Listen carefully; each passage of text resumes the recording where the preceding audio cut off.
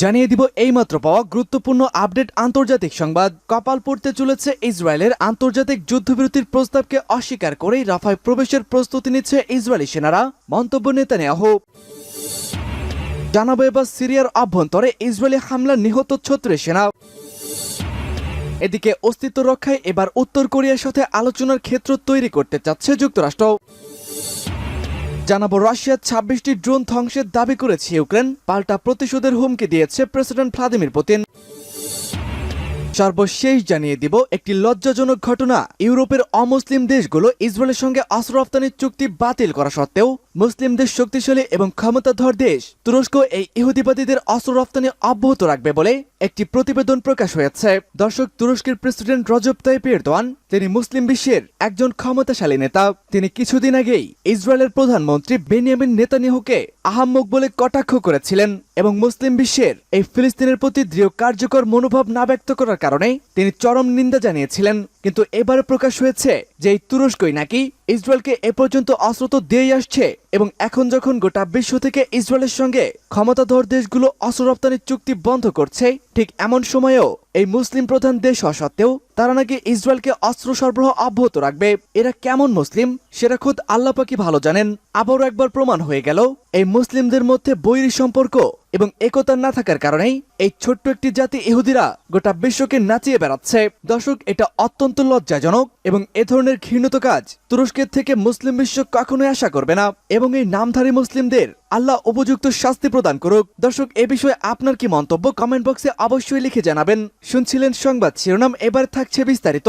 আমাদের ভিডিওটিতে একটি লাইক দিন এবং চ্যানেলটি সাবস্ক্রাইব করে পরবর্তী আপডেট সবার আগে পেতে আমাদের সাথেই জুড়ে থাকুন।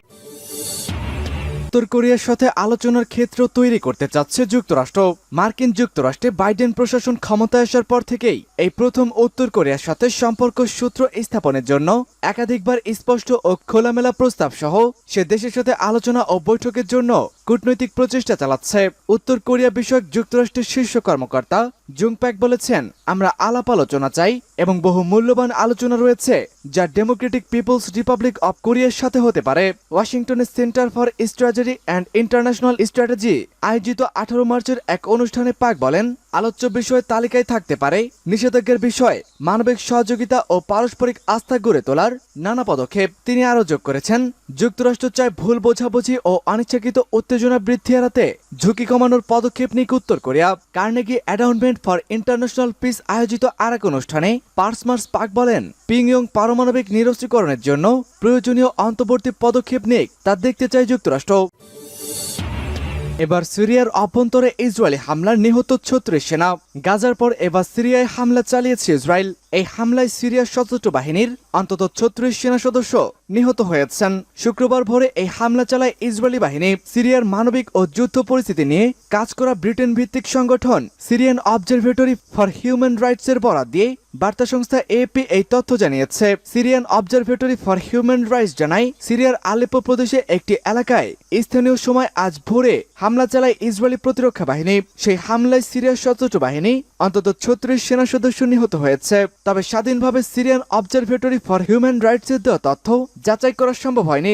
সংস্থাটি আরও জানিয়েছে, আলেপ্পোর জিব্রিন এলাকায় আলেপ্পো আন্তর্জাতিক বিমানবন্দরের কাছে একটি গুদামে ইসরায়েলি ক্ষেপণাস্ত্র আঘাত এনেছে। গুদামটি লেবাননের সশস্ত্র গোষ্ঠী হিজবুল্লাহর অস্ত্রাগার বলে ধারণা করা হচ্ছে। তারা আরও জানিয়েছে, হামলার 2 ঘন্টা পরও গুদামটি থেকে বিস্ফোরণের শব্দ শোনা যাচ্ছে। এদিকে হামলার বিষয়ে সিরিয়ার সেনাবাহিনী দেশটির রাষ্ট্রায়ত্ত সংবাদ সংস্থা সানাকে জানিয়েছে, আলেপ্পোর নিকটবর্তী এলাকায় হামলায় অন্তত কয়েক ডজন বেসামরিক ব্যক্তি আহত হয়েছে। যুদ্ধবিরতির প্রস্তাবকে গ্রাহ্য না করেই রাফায় প্রবেশের প্রস্তুতি নিচ্ছে ইসরায়েলি সেনারা, মন্তব্য নেতানিয়াহু। ফিলিস্তিনের গাজা উপত্যকার ঘনবসতিপূর্ণ রাফা শহরে ইসরায়েলের সেনাবাহিনী ঢোকার প্রস্তুতি নিচ্ছে বলে জানিয়েছে দেশটির প্রধানমন্ত্রী বেনিয়ামিন নেতানিয়াহু। গাজায় ফিলিস্তিনি স্বাধীনতাকামী সংগঠন হামাসের হাতে বন্দী ইসরায়েলি সেনাদের মুক্ত করা প্রসঙ্গে তাদের স্বজনদের এই কথা জানান নেতানিয়াহু। তিনি বলেন, একমাত্র সামরিক চাপই তাদের মুক্তি নিশ্চিত করবে। এক বিবৃতিতে ইসরায়েলি প্রধানমন্ত্রী বলেন, আমরা গাজা উপত্যকার উত্তরাঞ্চল ও খান ইউনিস জয় করেছি। এবার দক্ষিণের রাফায় স্থলাভিযান শুরু হচ্ছে। ইতিমধ্যে আন্তর্জাতিক বিচার আদালত অভিযোগ করেছে, গাজায় সামরিক অভিযান চালানোর মাধ্যমে সেখানে গণহত্যামূলক কর্মকাণ্ড পরিচালনা করছে ইসরায়েল। পাশাপাশি দুটি নতুন পদক্ষেপ নেওয়ারও নির্দেশ দিয়েছে জাতিসংঘের এই সর্বোচ্চ আদালত। এর মধ্যে আইনগতভাবে মানা বাধ্যতামূলক এমন এক নির্দেশ আইসিজে ইসরায়েলকে কোনো বিলম্ব ছাড়াই গাজায় খাবার, পানি, জ্বালানি ও ওষুধ সরবরাহ সহ মৌলিক পরিষেবা ও মানবিক সহায়তা অবাধে প্রবেশের বিষয়টি নিশ্চিত করতে বলেছেন। গাজার সর্বদক্ষিণের শহর রাফায় ইসরায়েলি বাহিনীর হামলা ব্যাপক হত্যাযজ্ঞ ঘটাতে পারে বলে গত মাসে সতর্ক করে দেন জাতিসংঘের শীর্ষস্থানীয় কর্মকর্তা মার্টিন গ্রিফিথস। জাতিসংঘের মানবিক সহায়তা ও জরুরি ত্রাণ বিষয়ক সমন্বয়কারী গ্রিফিথস ওই সময় বলেছিলেন, গাজায় ফিলিস্তিনিরা ইতিমধ্যে এমন সব হামলার শিকার হয়েছে যেসবের তীব্রতা, বর্বরতা ও পরিধির সঙ্গে কোনো কিছুর তুলনা চলে না। এ পরিস্থিতিতে রাফায় ব্যাপক হামলার পরিণতি বিপর্যয়কর হতে পারে, এমনটাই বলেছে গ্রিফিথস। রাশিয়ার 26টি ড্রোন ধ্বংসের দাবি ইউক্রেনে, চরম প্রতিশোধের হুমকি দিল পুতিন। ইউক্রেনের আক্রমণ তীব্র করেছে রাশিয়া। কিয়েভের দাবি, তারা রাশিয়ার 26টি ড্রোনকে ধ্বংস করে দিয়েছে। পূর্ব, দক্ষিণ ও দক্ষিণ পূর্ব ইউক্রেনে আক্রমণ করেছিল রাশিয়া। ইরানে তৈরি 28টি ড্রোন দিয়ে হামলা করা হয়। ইউক্রেনের সামরিক বাহিনীর দাবি, তারা 26টি ড্রোন ধ্বংস করে ফেলেছে। এই ড্রোনগুলো দিয়ে ওডেসা, খার্কিভ, নিপ্রোপেভস্ক, জাপোরিজিয়া অঞ্চলে হামলা চালাবে রাশিয়া। জাপোরিজিয়ার গভর্নর জানান, এই ড্রোন হামলায় 2 নারী আহত হয়েছেন।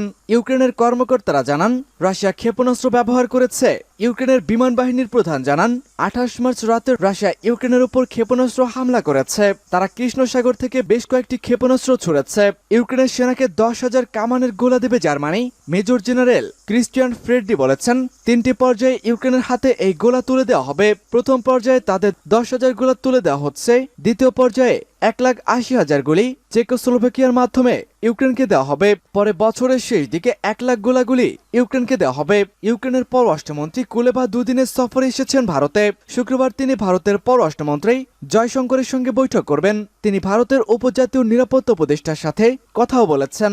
রাজঘাটে গিয়ে মহাত্মা গান্ধীর প্রতি শ্রদ্ধাও জানাবেন কুলেভা। গত সপ্তাহে ভারতের প্রধানমন্ত্রী নরেন্দ্র মোদী ইউক্রেনের প্রেসিডেন্ট ভ্লাদিমির জেলেনস্কি ও রাশিয়ার প্রেসিডেন্ট ভ্লাদিমির পুতিনের সাথে ফোনে কথা বলেছেন।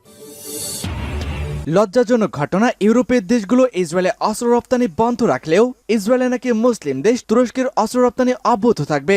দখলদার ইসরায়েলের কাছে বিক্রির বিষয়ে তুরস্কের পরিসংখ্যান দপ্তরের প্রতিবেদন ব্যাপক বিতর্কের জন্ম দিয়েছে। তুরস্কের পরিসংখ্যান দপ্তরের প্রতিবেদনে বলা হয়েছে, গাজা উপত্যকা, পশ্চিম তীর এবং অন্যান্য অধিকৃত ভূখণ্ডে ইহুদিবাদী ইসরায়েলের নৃশংস হামলার মধ্যেও প্রেসিডেন্ট রজব তাইপ এরদোয়ানের সরকার দখলদার ইসরায়েলের কাছে অস্ত্র বিক্রি করেছে।